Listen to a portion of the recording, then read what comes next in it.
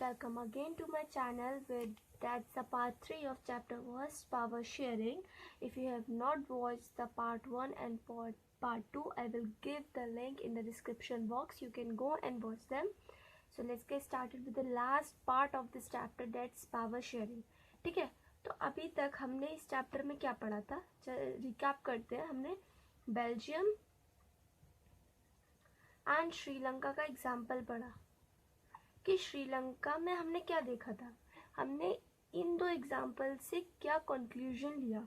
हमें ये पता चला बेल्जियम जो था उसने तो मेथड लिया पावर शेयरिंग का, लेकिन श्रीलंका ने क्या किया, मेजॉरिटिज्म लिया. ठीक है, और उसका हमें मेजॉरिटिज्म, लेकिन हमने एक चीज़ देखी, जो बेल्जियम ने जो पाथ लिया था पावर शेयरिंग का वो काफ़ी डिफ़िकल्ट था.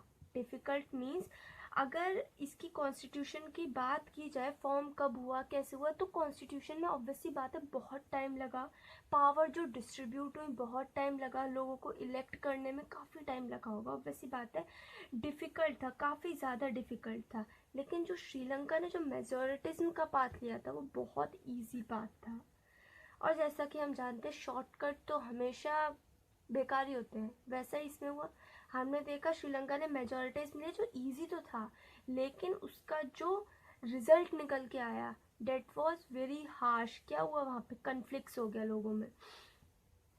हमने क्या देखा था, सिन्हालास के बीच एंड तमिल्स के बीच कन्फ्लिक्ट्स हो गया, जो तमिल्स ने सिन्हाला के लिए किया क्योंकि वहाँ पे सिन्हाला को मेजॉरिटी दे दी थी, तो उनका आवाज़ उठाना तो बनता है. और वहीं बेल्जियम में हमने देखा भले ही पावर शेयरिंग की उन्होंने, वो डिफ़िकल्ट था, बट उनका पार्ट भले ही डिफ़िकल्ट था, लेकिन उनकी एक छोटी सी कन्फ्लिक्ट तक नहीं और बहुत ईजिली सब कुछ सॉर्ट आउट हो गया. तो इससे पता चल गया कि power sharing is very important. Even अगर हम बेल्जियम की जगह कोई भी ऐसी कंट्री रख लें जहाँ पर इस टाइप का डिस्ट्रीब्यूशन हो और वहाँ पे कुछ कॉन्स्टिट्यूशन फॉर्म करना है, तो सबसे बेस्ट अगर हम एग्जाम्पल लें या सबसे यू कैन से सबसे बेस्ट सॉल्यूशन वो होगा पावर शेयरिंग का. इवन इन इंडिया, हम अगर इंडिया की बात करें तो इंडिया में भी पावर शेयरिंग होती है, तभी सब कुछ एकदम सॉर्ट आउट है, इजी है, सब कुछ एकदम अच्छे से चल रहा है. नहीं तो इवन इन इंडिया में भी श्रीलंका की तरह कन्फ्लिक्ट्स एंड ऑल हो रहे होते हैं. ठीक है, तो अब हमें ये सब तो पता चल गया. अब हम पढ़ेंगे पावर शेयरिंग क्यों डिजायरेबल है, मीन टू से अब हम उसके इम्पोर्टेंस पढ़ेंगे. पावर शेयरिंग के क्या क्या बेनिफिट्स है पावर शेयरिंग को अडॉप्ट करने के.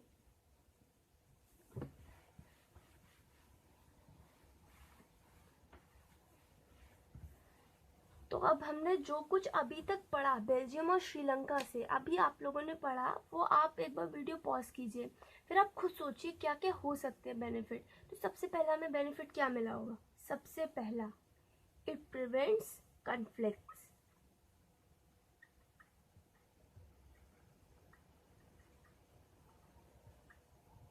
Between different groups. हमने देखा बेल्जियम ने पावर शेयरिंग की, वहाँ पे इतनी सी फाइट नहीं, जबकि देखा जाए तो बेल्जियम का कॉम्पोजिशन ज़्यादा एथिक था एज कम्पेयर टू श्रीलंका, लेकिन उन्होंने पावर शेयरिंग की तो एक इतनी छोटी सी भी कॉन्फ्लिक्ट नहीं हुई. लेकिन वहीं हमने देखा श्रीलंका में उन्होंने एज अ मेजॉरिटिज्म लिया और वहाँ पे ज़रा इजीली वो भी अगर पावर शेयरिंग करते वहाँ पे भी हो सकता था, लेकिन नहीं, उन्होंने मेजॉरिटिज्म ली और कन्फ्लिक्ट्स होने लगे. तो हमारा फर्स्ट पॉइंट क्या आ जाएगा, it prevents conflicts between different groups. Very important point. आते अब हम सेकेंड पॉइंट की side.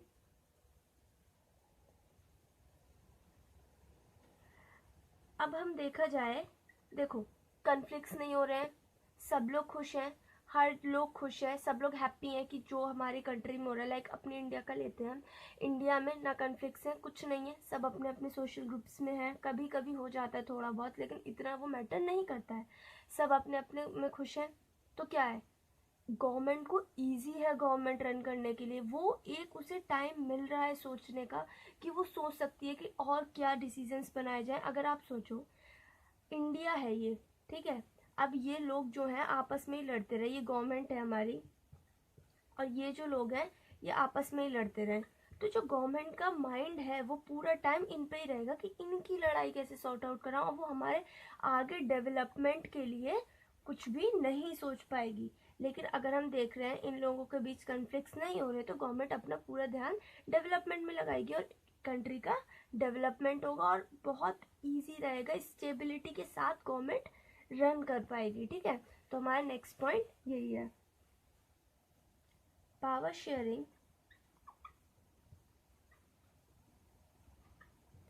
is a good way to ensure stability of government। तो हमें ये पता चल गया कैसे स्टेबिलिटी बनी रहेगी। अब हमारा third point,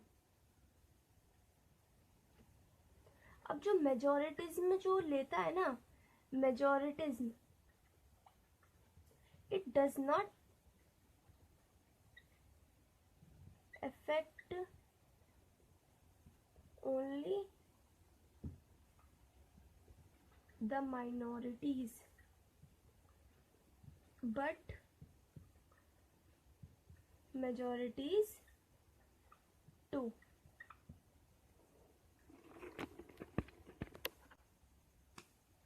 but majoritism too. अब आप सोचोगे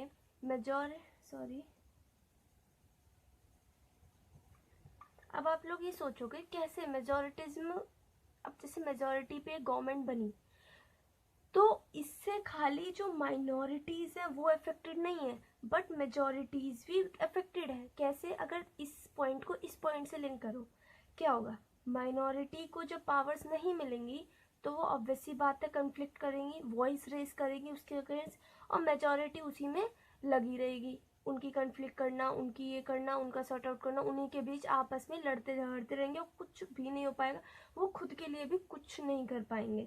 तो इससे सिर्फ माइनॉरिटीज अफेक्टेड नहीं है बट मेजोरिटीज भी अफेक्टेड है। Now our next fourth point of this topic is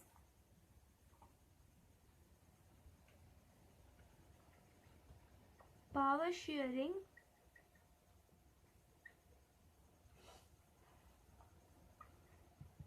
is the very spirit of democracy। अब इसका मतलब क्या है?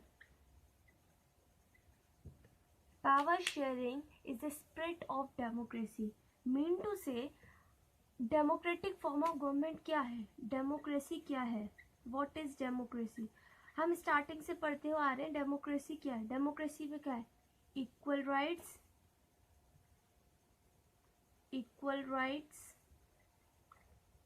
Equality before law and equal education, मतलब सब कुछ इक्वल, सबके लिए इक्वल, कोई डिस्क्रिमिनेशन नहीं किसी भी बेसिस पे। तो मेजॉरिटिज्म और माइनॉरिटिज्म के बेसिस पे भी कोई डिस्क्रिमिनेशन नहीं। तो अगर एक डेमोक्रेटिक कंट्री की डेफिनेशन फुलफिल करनी है तो उसके लिए क्या होना चाहिए? स्पिरिट ऑफ डेमोक्रेसी अगर फुलफिल करनी है तो उसके लिए पावर शेयरिंग उतनी ही इम्पोर्टेंट है। नहीं तो पावर, अगर हमने पावर शेयरिंग नहीं की और हाथ में दे दी पावर मेजॉरिटिज्म के और हम कह रहे हैं वो कंट्री डेमोक्रेसी, कैसी डेमोक्रेसी जब माइनॉरिटीज को राइट टू स्पीक नहीं, राइट टू वोट नहीं है, तो क्या फायदा है ऐसी democracy? Does it will be a democratic country? No. Why? क्योंकि माइनॉरिटीज भले ही वो 1% है, उन्हें तो नहीं मिल रही है ना इक्वालिटी, वो उन्हें तो इक्वालिटी नहीं मिल रही है, मेजॉरिटीज को मिल रही है। भले ही माइनॉरिटीज कितनी भी कम है, लेकिन अगर इक्वालिटी बिफोर लॉ है तो एक एक इंसान को मिलनी चाहिए, पूरे वर्ल्ड का सारे एक एक पर्सन को इक्वल राइट्स, इक्वालिटी मिलनी ही चाहिए। नाउ आवर फिफ्थ पॉइंट,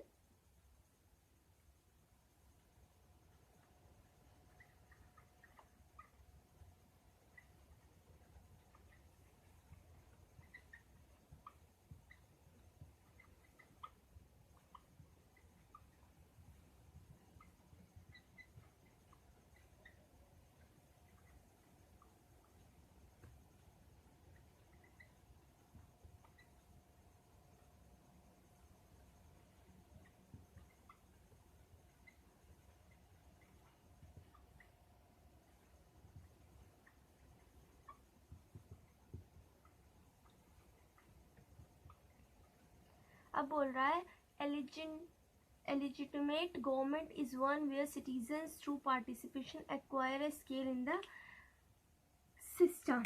ठीक है, तो एक गवर्नमेंट है, एलिजिमेट गवर्नमेंट वो होती है जहाँ पर हर एक सिटीजन का पार्टिसिपेशन कोई भी लॉ बनाने में, कोई भी सिस्टम बनाने में इक्वल होना चाहिए. फॉर एग्जाम्पल अपनी इंडिया में जब वोट्स होते हैं तो हर एक को राइट होता है, राइट टू वोट, और वो अपनी अपनी गवर्नमेंट चूज करता है. ठीक है, तो हमारे कॉमन पीपल, हमारा भी तो पार्टिसिपेशन रहा ना गवर्नमेंट चूज करने में. ऐसा तो है नहीं कुछ लोग आए उन्होंने गवर्नमेंट चूज कर ली, ऐसा नहीं रहा. हमारा भी पार्टिसिपेशन कहीं ना कहीं रहा. तो होप यही हमारे 5 पॉइंट्स हैं जो कि बेसिक हैं कि अगर क्वेश्चन आता है how is power sharing desirable, why is power sharing desirable, power sharing के क्या क्या बेनिफिट्स है, तो उन सब का आंसर सिर्फ एक ही है.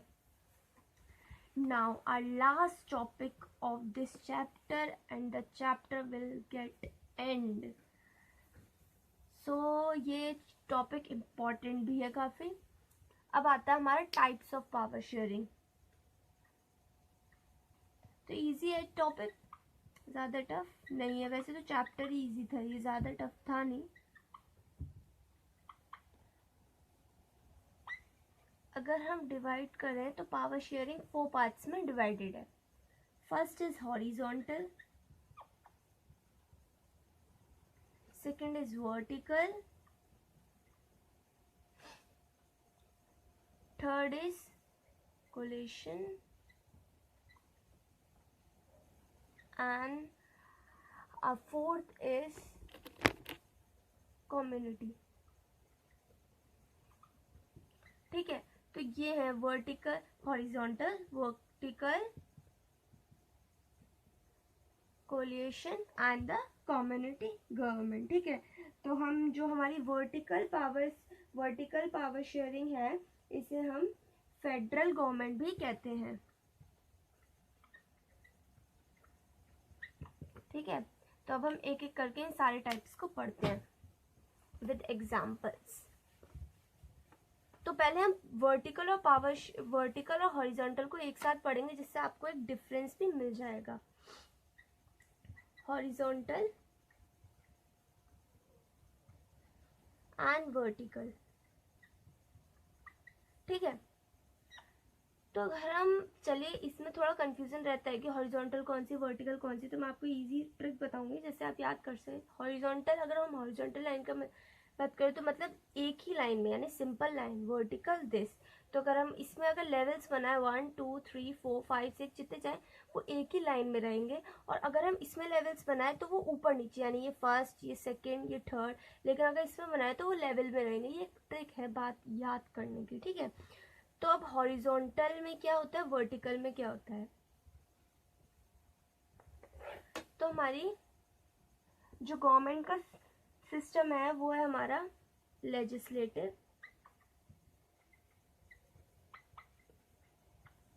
एग्जीक्यूटिव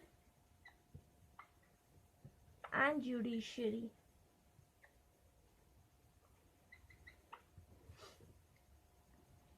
अब हमारे पास 3 आते हैं,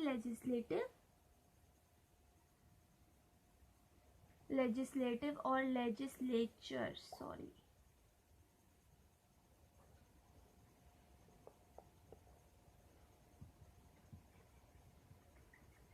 लेजिस्लेचर, एग्जीक्यूटिव एंड जुडिशरी. ठीक है, ये हमारे 3 organs of government you can say.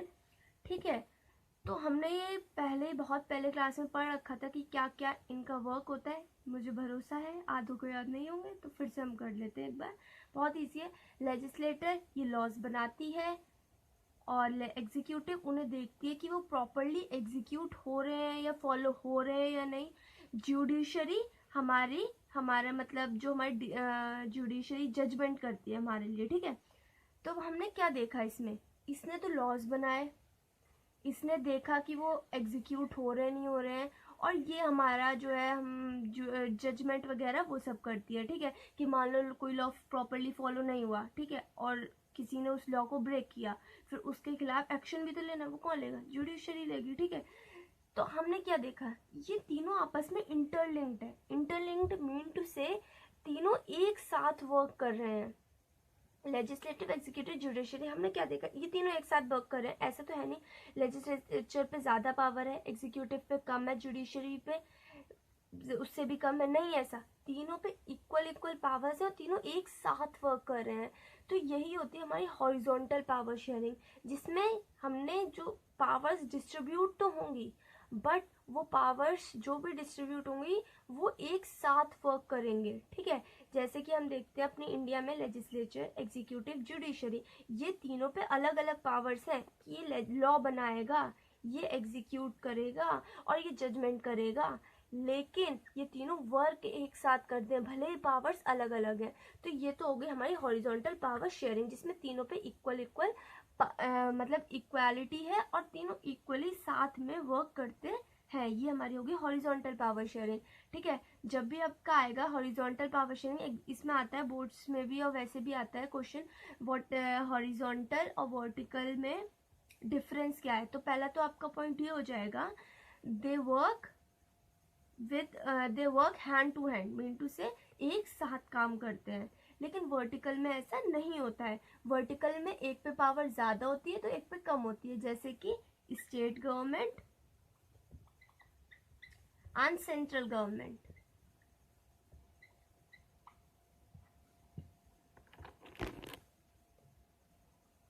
तो हम अपनी कंट्री की बात करें, इंडिया में जो हमारी अपनी कंट्री में स्टेट गवर्नमेंट, सेंट्रल गवर्नमेंट, तो क्या देखते हैं हम, स्टेट पे कम पावर्स हैं और सेंट्रल पे ज्यादा पावर्स हैं। मैंने आपको पहले ही बताया था कि सेंट्रल पे पावर ज्यादा क्यों रखी गई है, स्टेट पे कम क्यों रखी गई है।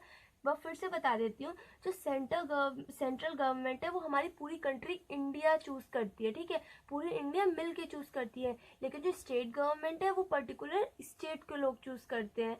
जैसे कि अगर दिल्ली है तो दिल्ली एक स्टेट है ना, तो दिल्ली एरिया का जो स्टेट है सीएम चूज किया है, तो सीएम दिल्ली के स्टेट के लोगों ही तो करते हैं खाली, ऐसे थोड़ी ना पूरी इंडिया वोट करती है दिल्ली के सीएम को, ऐसा नहीं है। लेकिन जो हमारे पीएम है वो आते हैं हमारी सेंट्रल गवर्नमेंट में, क्यों, वो पूरी इंडिया चूज करती है मिलकर। ठीक है, तो यही इसीलिए क्या करते हैं, सेंट्रल गवर्नमेंट पे ज्यादा पावर्स देते हैं और स्टेट गवर्नमेंट पे पावर्स कम दी गई हैं। यही होता है वर्टिकल पावर शेयरिंग। तो हमारे क्या डिफरेंस हो गए, horizontal government work hand to hand, while vertical form of power sharing, one government has more power whereas the other had less powers। ठीक है, और फिर आप सेकंड में example legislature, executive, judiciary, and vertical state government and central government. Hope horizontal और vertical आपको clear हो गया होगा। अब हम पढ़ते हैं लास्ट के दो आते हैं हमारी कम्युनिटी और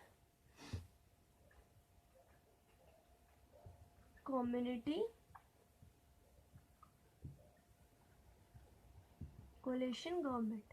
तो हमें कम्युनिटी क्या होती है, अब जैसे हम अपने एक एग्जांपल लेते हैं, हमारी इंडिया में सीट्स रिजर्व्ड रहती हैं किसके लिए, वुमेन के लिए, बैकवर्ड कास्ट के लिए। क्यों रिजर्व्ड रहती हैं, ताकि इन्हें भी आगे आने का मौका मिले। ठीक है, इसीलिए जो वुमेन के लिए और बैकवर्ड कास्ट हैं इनके लिए सीट रिजर्व रहती है। हम पंचायती राज में बात करें उसमें वुमेन्स के लिए रिजर्व रहती है, बैकवर्ड कास्ट के लिए सीट रिजर्व रहती है। ठीक है, तो यही होती है हमारी power sharing on the basis of community, जिसमें हम इन्हें भी इक्वल चांस दे रहे हैं स्टैंड होने का, इन्हें भी इक्वल चांस दे रहे हैं। तो ये क्या हो गई हमारी पावर शेयरिंग ही, तो ये पावर शेयर कर रहे हैं हम लोग, जिससे कि वुमेन्स हैं, बैकवर्ड कास्ट है, इनको भी आगे आने का मौका मिले। नहीं तो जो पिछले जो आगे जो हमेशा से जीतते आ रहे हैं वही जीतते रह जाएंगे। ये हो गया on the basis of community. वैसे देखा जाए अगर एग्जाम्स के पर्पज से बात करें तो वर्टिकल और हॉरिजॉन्टल बहुत ज़्यादा इंपॉर्टेंट है, तो उन पर ज़्यादा ध्यान देना और अच्छे से याद कर लेना। ठीक है, ये तो हमारी होगी कम्युनिटी। जो हमारी कम्युनिटी गवर्नमेंट बनती है, जैसे कि हमने देखा था बेल्जियम में कम्युनिटी गवर्नमेंट बनी थी, बेल्जियम में जिसने रिलीजियस कल्चर वगैरह जो देखती थी वो कम्युनिटी गवर्नमेंट बेल्जियम में जैसी बनी थी वही इसी टाइप की होती है। जैसे हमारे पंचायत राज हैं, हमारे प्रधान है, ये सब आ जाते हैं कम्युनिटी गवर्नमेंट में। ठीक है, अब हम समझते हैं अपना last type of power sharing, that is collision.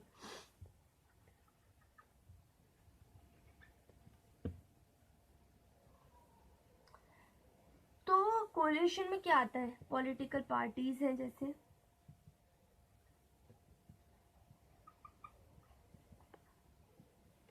Pressure groups हैं,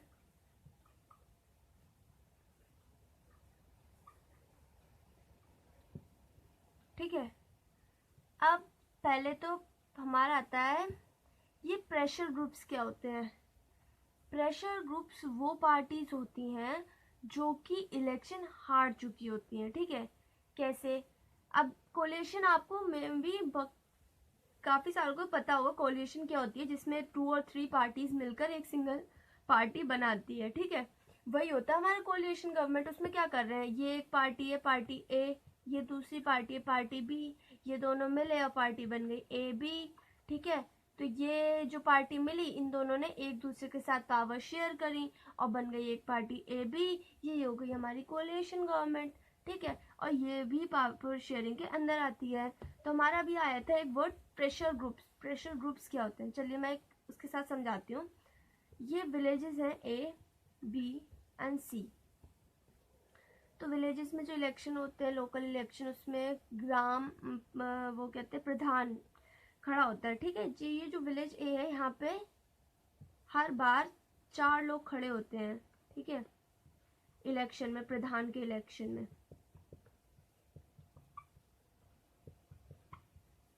ये बी है, इसमें 2 लोग खड़े होते हैं हर बार एक दूसरे के साथ कंपटीशन में। और इस ये यहाँ पे सिर्फ एक ही ये बंदा है जो हमेशा खड़ा होता है। अब ऑब्वियसली बात है, वही खड़ा होता है तो वही जीतेगा, कौन जीतने वाला है। ठीक है, तो अगर हम बात करें इन 4 विलेजेस में, तो इन 3 विलेज हैं, तो इन तीनों में से मान लो ये जीता, इसमें ये जीता और इसमें तो ये है ही। ठीक है, तो इन तीनों में से ज्यादा प्रेशर किस पे होगा वर्क करने का, ऑब्वियसली बात है, योर आंसर विल बी ए। क्यों, क्योंकि हम देख रहे हैं जब इसके साथ 3 कंपटीशन वाले हैं तो इसे डर है कि मैं अगला इलेक्शन हार ना जाऊं, तो वो कोई भी ऐसा मौका नहीं देगा ये हारी हुई पार्टीज को जिससे वो उसके अगेंस्ट बोल पाए या उसके खिलाफ कोई मतलब लोगों के लिए कह पाए कि अरे इसने ये नहीं किया, मैं ये कर सकता था अगर मैं जीत जाता। नहीं तो ये हार भी तो सकता है अगले इलेक्शन में। यही हम बात करें बी की, इसके साथ कॉम्पीट करने वाला सिर्फ दूसरा है, यानी दूसरे, तो इस पर इतना प्रेशर नहीं है। लेकिन इस पे अगर हम देखते हैं 3 लोग हैं तो अपने वो 3 बातें प्रेजेंट करेंगे, इस पे तो एक ही है, खैर एक ही माइंड चलेगा, एक ही बात प्रेजेंट करेंगे। और रही बात इसकी, अगर ये काम करे ना करे या वैसे खाए खाली रिश्वत ले, लेकिन घूम फिर के इसको वोट देना पड़ेगा। क्यों, और कोई चॉइस है ही नहीं। और जब लोगों पे इतनी सारी चॉइस आ जाएंगी ना, तो अगर इसके साथ 5-6 लोग और खड़े इस पे चॉइस, तो इस पे भी प्रेशर आएगा काम करने कि अगले इलेक्शन जिनमें से कोई ना जीत जाए। वैसी बात है, अगर ये है इसके साथ दूसरा एक खड़ा हो गया, ठीक है, इसे क्यों देंगे वोट, रिश्वत खा रहा है भाई ये, क्यों दे इसे वोट, ये पागल से रिश्वत खा रहा है, क्यों दे इसे वोट, हम तो नहीं देंगे, हम इसे देंगे वोट, हमारा वर्क कर रहा है। और जब इस पे पता चलेगा मेरे साथ कंपटीशन करने वाला आ गया, तो ये भी अच्छे से वर्क करेगा। तो यही होते हैं प्रेशर ग्रुप्स। एक तरीके से ये जो है ये इस पे प्रेशर डाल रहे हैं, ये जो हारी हुई पार्टी है वही इस पे एक मेन प्रेशर डालती है वर्क करने का, कि अगर तुमने वर्क नहीं किया तो भाई हमारा तो जीतना पक्का है। अगर आप अपना एग्जाम्पल लेना चाहते हो तो आपके लिए एग्जाम्पल एक बेस्ट एग्जाम्पल है, वो है ये। Hope you understand, this is what mummy की चप्पल, जो आप पे प्रेशर डालती है पढ़ाई करने का। ठीक है, तो ये हमारे हो गई प्रेशर पार्टी। तो hope you understand pressure party क्या होती है, जो हारी हुई पार्टीज होती है वही होती है प्रेशर पार्टी। हम आए दिन न्यूज में भी देखते हैं भाई, इतना एक डिसीजन लेती है, एक फिर बैठक बैठती है, मतलब मीन टू से वहां पे एक डिबेट होता है न्यूज़ में, अरे ऐसा क्यों किया, ऐसा नहीं करना चाहिए था, वो नहीं करना चाहिए। एक गलत डिसीजन हर पार्टी को बोलने का मौका दे देता है, वो कोई भी नहीं चाहता है। तो ज्ञान बहुत ज़्यादा हो गया और चैप्टर कब का फिनिश हो गया है, and chapter at the and, इसके क्वेश्चन आंसर्स बहुत जल्द ही आएंगे। एंड इसका आप एक चैप्टर पेज नंबर देखिए अपने बुक में, एक स्टोरी दे रखी है विक्रम और बेताल करके, जो पेज नंबर 7 पे दे रखी है, ठीक है, पेज नंबर 7 पे। मैं बताऊं, पढ़ना है, वेले बैठे तो पढ़ लो, कोई दिक्कत नहीं है, नहीं तो बेकार है वो, मतलब कोई इतना इम्पोर्टेंट नहीं है उसमें कुछ भी। And your chapter is ended. और इसके जो क्वेश्चन आंसर्स हैं, लास्ट पास्ट ईयर के क्वेश्चन आंसर्स हैं, उसके ऊपर मैं अलग एक वीडियो बना दूंगी, जिससे आपको ये चैप्टर एकदम क्लियर हो जाएगा। And the chapter is end. Bye bye, we will see you in the next chapter. Bye bye.